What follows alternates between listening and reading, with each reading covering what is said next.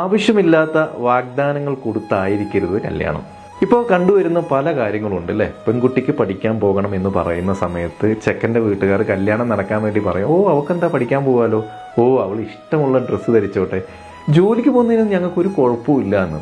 അങ്ങനെ പരസ്പരം സ്വപ്നങ്ങൾ കണ്ടും സംസാരിച്ചും ഒരുപാട് കാര്യങ്ങൾ ചിന്തിച്ച് കല്യാണം നടന്ന് പിന്നീട് സംഭവിക്കുന്നത് ജോലിക്ക് പോകാൻ പറ്റില്ല, വീട്ടിൽ ആരുമില്ല, ഈ വസ്ത്രമൊന്നും ഇവിടെ നടക്കില്ല, ഈ സമയത്തൊന്നും ഇറങ്ങിപ്പോകാൻ പറ്റില്ല, അങ്ങനെയാണ് ഇങ്ങനെയാണെന്ന് പരസ്പരം മനസ്സിലാക്കാൻ പറ്റാത്ത രീതിയിൽ രണ്ടാളുകൾ ഒരുമിച്ച് ജീവിക്കുന്ന ഒരവസ്ഥയിലേക്ക് പോകും.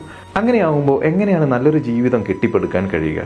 അപ്പോൾ കല്യാണം കഴിക്കുന്നതിന് മുമ്പ് പരസ്പരമുള്ള ഇഷ്ടങ്ങളെ പറയാനും സംസാരിക്കാനും ഉറപ്പുവരുത്താനും എല്ലാ ആളുകൾക്കും സാധിക്കണം.